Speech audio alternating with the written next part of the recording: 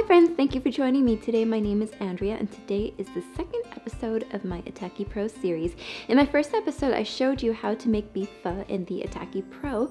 If you haven't seen it, please go ahead and watch it to see how you can make beef pho in your Itaki Pro too. In this episode, I'll show you how we enjoy our leftover fried chicken by making fried chicken rice. The other night we had fried chicken. It's so yummy fresh, but the next day, if my husband hasn't already eaten it cold in the middle of the night from the fridge, we like to use the leftovers to make fried chicken rice. This is actually something that Japanese people have been doing for years now, and it went viral in late 2019 and early 2020 in Japan. Fried chicken is often eaten around Christmas time, and in the mid 1970s, KFC started promoting fried chicken around Christmas. While we have turkey leftovers after Christmas here, Japanese people often have fried chicken leftovers. So fried chicken rice is what happens sometimes, and it's delicious. The oils from the chicken embed into the rice, making the dish so flavorful, filling, and most importantly, something easy to make in the Itaki. But if you want to see my inspiration for the recipe, I've included a link in the description to Emmy Maid's video. So let's get started.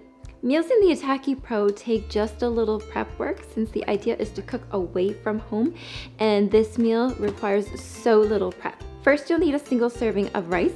For us, that's about 80 milliliters of rice. Pour your single portion of rice into the large food compartment of the Itaki Pro and wash your rice 3 times. So you'll do this by adding a good amount of water, agitating the rice with your fingers, pouring out the water, and repeating the process another 2 times.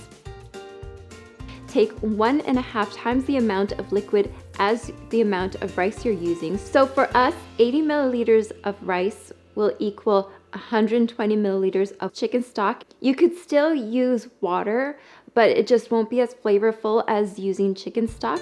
Next, add 1/4 teaspoon of soy sauce, 1/2 teaspoon of ketchup, and a pinch of salt and pepper, and give a little stir. Place a piece or 2 of leftover fried chicken on top of your rice. Okay, so you probably want some greens in your lunch as well. You can use any vegetables you have on hand. We usually just take a handful or 2 of sugar snap peas and wash them. Place the washed sugar snap peas in the small food compartment and put the small food compartment on top of the large food compartment. Snap the food container lid closed, put the lid on the Itaki Pro, place everything in the fridge until you're ready.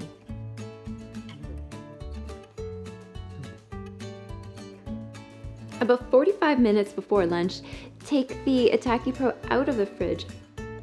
Open up the lid and the food compartment lid. Take out the small food container and set this off to the side. Pour in 3 cups of water using the little cup that comes with the Itaki Pro onto the heating plate. Put the lid back on, plug in the unit, and press the button.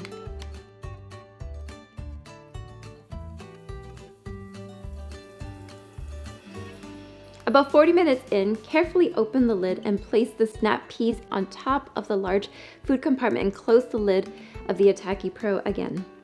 When the light turns off, open the lid again and remove the sugar snap peas. Shred the chicken with 2 forks.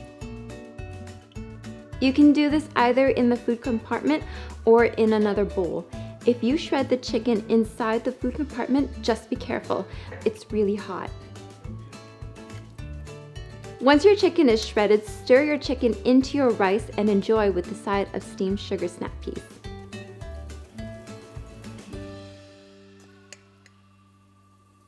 Here it is, friends.